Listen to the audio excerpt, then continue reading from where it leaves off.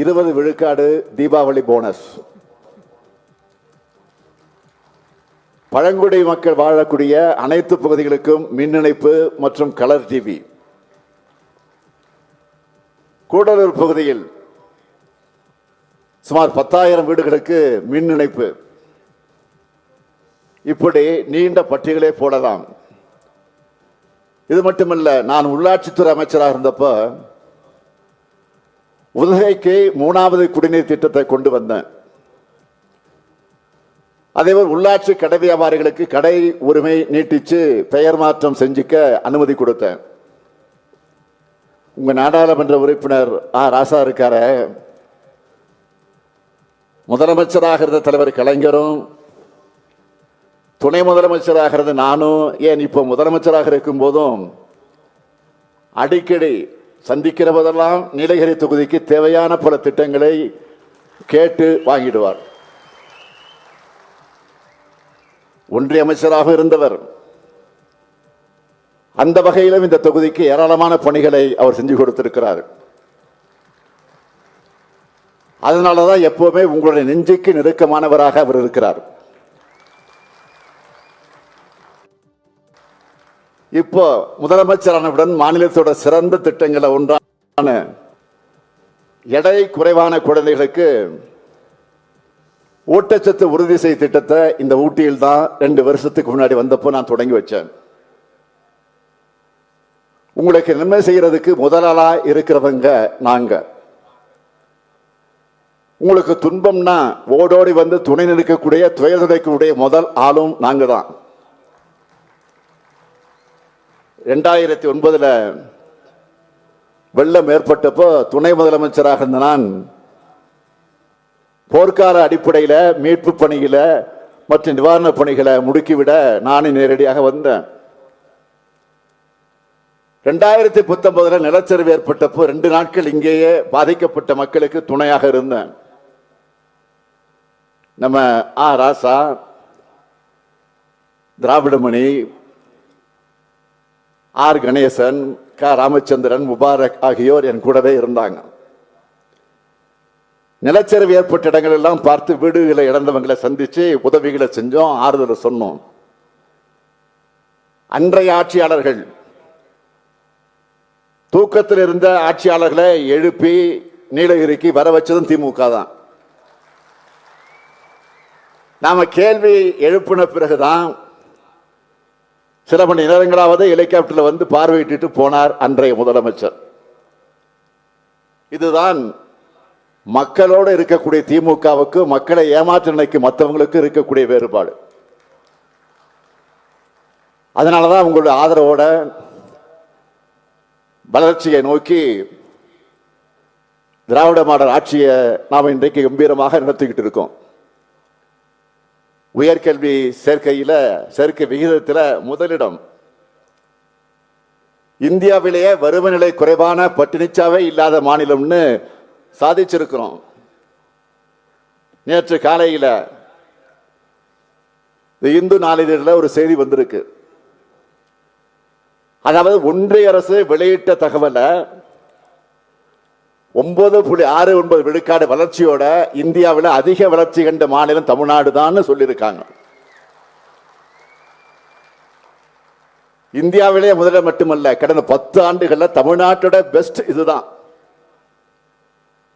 அதுவும் எல்லா மாநிலங்களையும் வளர்ச்சியை குறைஞ்சிட்டு வரக்கூடிய இந்த சூழல்ல தமிழ்நாடு மட்டும் டாப் கியர்ல போகுது அப்படின்னு அந்த செய்தியில சுட்டி காட்டி இருக்கிறாங்க. இந்த தனித்துவமும் தலைமைத்துவமும் தான் நம்ம திராவிட மாடல். இப்படிப்பட்ட வளர்ச்சியை நோக்கிய காலகட்டத்தில் இந்த நீலகிரி மாவட்டத்துக்கு நம்ம திராவிட மாடல் அரசு கடந்த 4 ஆண்டுகள்ல செஞ்சு தந்திருக்கக்கூடிய, இனியும் நிறைவேற்ற போகிற திட்டங்களை நேற்று மாவட்ட ஆட்சியர் மற்றும் அதிகாரிகளோடு ஒரு ஆய்வு நடத்தின. 60 அறிவிப்புகள் செஞ்சு அதுல பெரும்பாலான திட்டங்களை நிறைவேற்றி மீதி இருக்கக்கூடிய திட்டங்களையும் நிறைவேற்றுவதற்கு விரைவுபடுத்த சொல்லியிருக்கிறேன். அந்த பட்டியலை மட்டும் சொல்லட்டுமா? நீலகிரியில் வாழக்கூடிய பழங்குடியின மக்களுக்கு 1000 கான்கிரீட் வீடுகள். மருத்துவத்துறையில முழுமை பெற்ற மாவட்டமா நீலகிரி மாவட்டம் திகழ இன்று இந்த நிகழ்ச்சிக்கு வருவதற்கு முன்னால் உதகையில மருத்துவக் கல்லூரி மருத்துவமனை திறந்து வச்சுட்டு வந்திருக்கிறேன். கடந்த ஆட்சியில இதை அறிவிச்சதோடு வேற எந்த பணியும் நடக்கல. நாம் ஆட்சிக்கு வந்து பொதுப்பணித்துறை அமைச்சர் ஏவா வேலு அவர்கள் அடிக்கடி இந்த மாவட்டத்துக்கு வந்து இந்த மருத்துவமனையுடைய பணிகளை எல்லாம் ஆய்வு செய்தார். ஏன்னா மலைப்பகுதியில் இப்படி ஒரு மருத்துவமனை அமைக்கிறது லேசுப்பட்ட காரியம் இல்ல, சாதாரண காரியம் இல்ல, பல சவால்கள் நிறைஞ்சது. அதையெல்லாம் கடந்து வெற்றிகரமாக கடந்து திறந்து வச்சிருக்கக்கூடிய இந்த மருத்துவமனையின் சிறப்பான செயல்பாட்டை நம்ம மருத்துவத்துறை அமைச்சர் மா சுப்பிரமணியம் அவர்கள் உறுதி செய்வார் என்ற நம்பிக்கையோடு அதை திறந்து வச்சிருக்கிறோம்.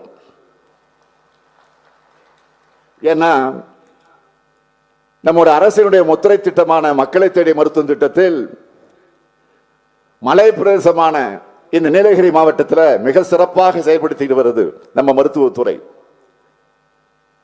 வாகனங்கள் செல்லாத பழங்குடியின் இடத்துக்கு கூட நம்ம அரசினுடைய இந்த திட்டம் மக்களை தேடி மருத்துவ திட்டம் இன்றைக்கு சென்று கொண்டிருக்கிறது. இதுவரை இந்த திட்டம் தொடங்கினதிலிருந்து 5,96,000 பேருக்கு வீடுகளுக்கே சென்று மருத்துவத்தை செஞ்சிருக்கிறோம். அது மட்டுமல்ல, கூடுதல் அரசு தலைமை மருத்துவமனை அதிநவீன வசதிகளோடு தொடங்கப்பட்டிருக்கு.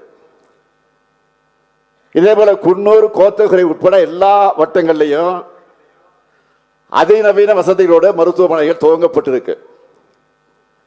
வனவிலங்கு தாக்கி உயிரிழந்தவங்க குடும்பத்துக்கு கடந்த காலங்களில் 3 லட்சம் ரூபாய் வழங்கப்பட்டு வந்த நிலையில் அதை உயர்த்தி 10 லட்சம் ரூபாயாக நிவாரணத் தொகை வழங்கப்படுது. அழிவின் விளிம்பில் இருந்த மாநில விலங்கான வரையாடுகளின் எண்ணிக்கை அதிகரிக்க 25 கோடி ரூபாய் நிதி ஒதுக்கி அவற்றின் வாழ்விடங்களை பாதுகாக்கும் பணி நடைபெற்று வருது.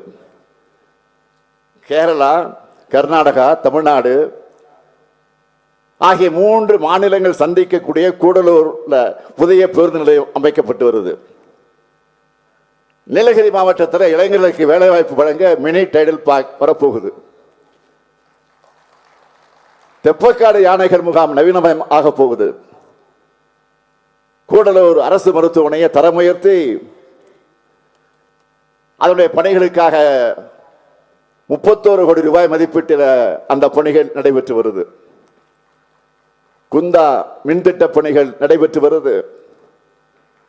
61 மருத்துவ உட்கட்டமைப்பு பணிகளும், பள்ளி கல்வித்துறை மூலமாக 197 பணிகளும், அண்ணா மறுமலர்ச்சி திட்டத்தின் கீழ் 404 பணிகளும், 15 கோயில்களுக்கு குடமுழுக்கும் நிறைவேற்றப்பட்டிருக்கு. இப்படி ஏராளமான பணிகளை செய்து வருகிறோம். இது மட்டுமா, இந்த ஆண்டுக்கான பட்ஜெட்ல குன்னூர்ல தோட்ட தொழிலாளர்கள், பழங்குடியினர் மாணவர்கள் உட்பட எல்லா தரப்பு மக்களும் எளிதா உயர்கல்வி பெற புதிய கலைக்கல்லூரியை அறிவிச்சிருக்கிறோம். உதகையில் சூழலியல் பூங்கா அமைக்க 70 கோடி ரூபாய் நிதி ஒதுக்கி இருக்கும்.